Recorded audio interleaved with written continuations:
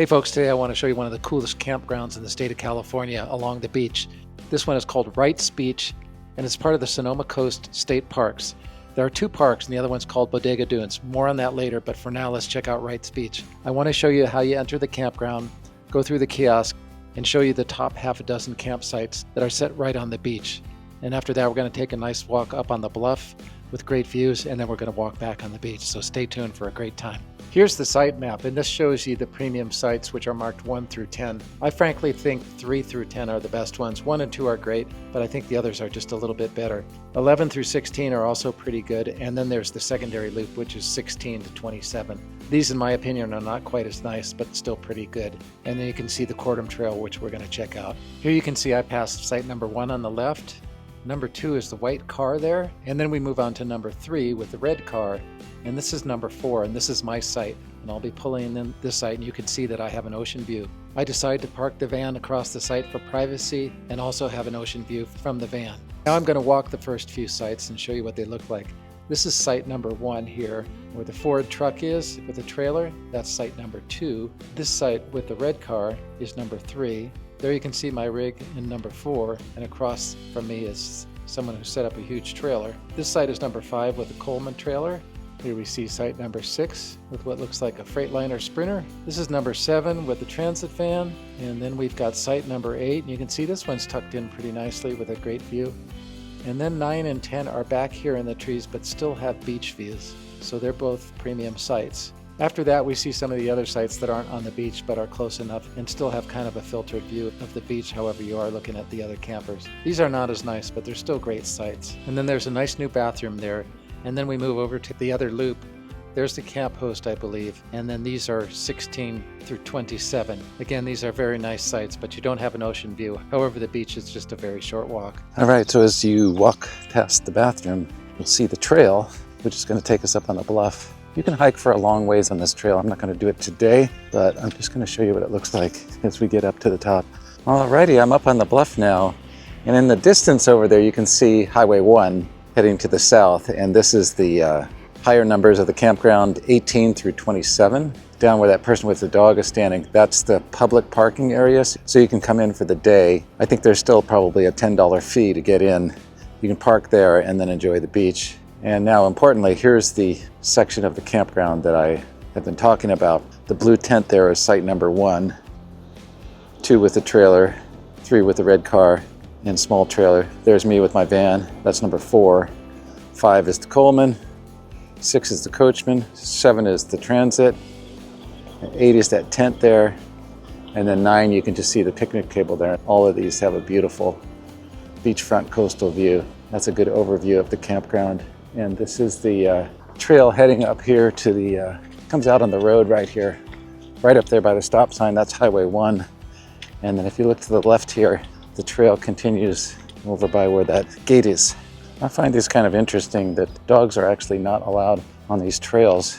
Maybe it's because of concerns about wildlife, but here's some information. This trail is called the Kortum Trail, and then there's Shell Beach Bluff Trail. 1 mile there, these are all a mile or 2. And then here's the map where you can see, let's see, here's Wright Beach right here, where we are, Furlong Gulch, and then Shell Beach. And you can hike all the way, I guess, to Goat Rock here.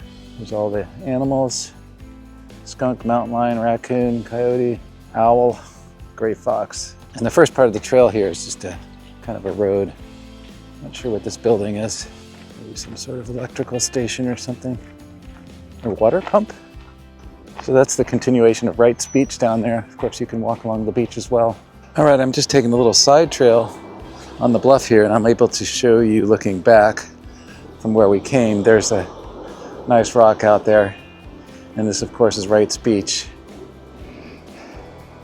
Really beautiful. And then there's the, right there, you can see the campground. You can see how nice this beach is. And there's fog out there in the distance. And here we are looking to the north. All right, so the trail has taken us inland a bit, and we come to this really nice boardwalk through this marshy area. You can see back over there is the coast, so we're inland just a little bit. All right, so I'm about a little less than a mile north of the campground, and I just came out the Kortum Trail, which you can see here. And you'll also notice that there's a trail down to the beach right here, so you can get down to the beach. I'm not sure if that's still Wright's beach or if we're at the next beach now, but we're gonna continue for a little farther and check it out. All right, I'm about a mile from the campground right now, and you come out to this parking area. So this is a place you can access the parking if you choose to do so. The trail continues out that way. But I think this is a good turnaround point for me, but I think I'm gonna try to check out that beach on the way back. And I wanna understand if it's possible to walk all the way back on the beach. I'm not sure about that. Here's an interesting sign. It actually tells you what the trail is like. So if you happen to be in a wheelchair, it sort of suggests that it is possible to do that, which is pretty cool. All right, so we're back at this junction, and I'm going to head down on this beach trail and see if that works out. If I get down there and there's a way to walk all the way back to the camp on the beach, I think I'd like to try to do that, but I think there is a rock barrier. All right, here we are with the view at the beach. It's pretty nice. The stairs going down. I can't see the whole beach, but I think I want to get down there and then look down the beach and see if I can make it back to the campground by hiking on the beach. And I think it's not possible, but let's go have a look. You can see the trail behind me as I hike down to the beach. It's a little bit steep, but not too bad. Oh yeah, beautiful down here. It's nice to be closer to that huge rock, and the surf is a little bit louder. Nice driftwood sculpture that somebody's made. Seems to be a tradition to stand up these pieces of driftwood, and this is pretty cool. We'll look back at it so you can see the whole thing a little bit better. There we go. There's another driftwood sculpture that's pretty cool. As I look straight down the beach, down that way, you can see that big rock outcropping. Can we climb over it? I don't know. I kind of think not. Here's another beautiful piece of driftwood.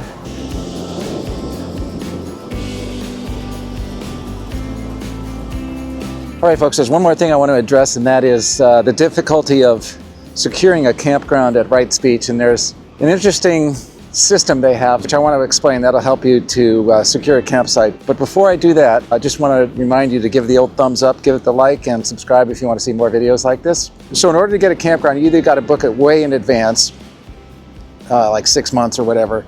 But the other way is to grab a cancellation, and those are common. And that's what I did this time. But usually what I found on a cancellation with a state park is as soon as it's canceled, it becomes available. So it could be some random time. But with Wright's Beach, it was a little bit different. I signed up for notifications, and I get a notification that would say that the campground's going to be available at 8 a.m.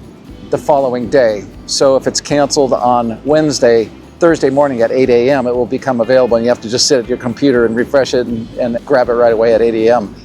So a way you can secure a cancellation is just check every morning at 7:55 a.m. And if you see there'll be a campground, instead of the slash through it, there'll be a little lock, and that just means it's locked until 8 a.m. Now this could change over the years, but that's just a tip for getting it.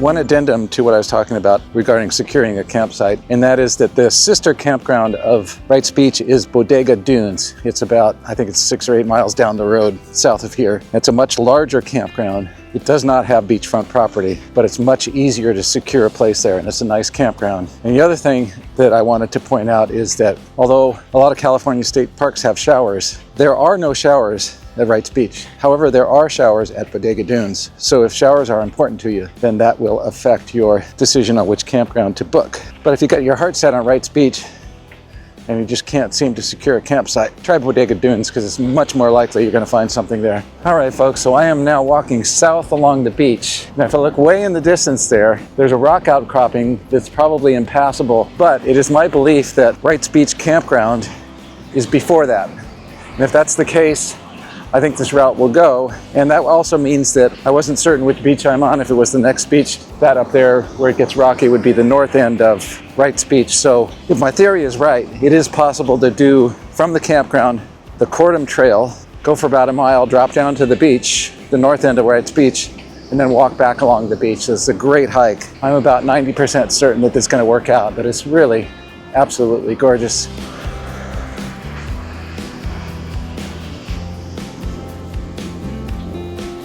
One thing you should take note of is that you're probably going to need to watch the tide. As you can see from the debris up here, at high tide the water comes all the way up to the rocks there. So at high tide this hike may be either a lot more difficult or impossible. And don't get caught by the tides either. All right, so it looks like this is going to work out. You can see behind me, I'm the first one to walk on the beach since the tide has receded. Well, now I'm just encountering some footprints here. I can actually see the campground up there. This is going to work out just fine. I'll bring the camera around here, and I don't know if you can see there's a tent there in the distance just below the houses there. So this loop is really nice. I absolutely recommend this loop. Just gorgeous. Looking back from the way I came, and then we just need to make it back to the campground. And there's the van, and we're back at the campsite. It's that easy. Awesome hike.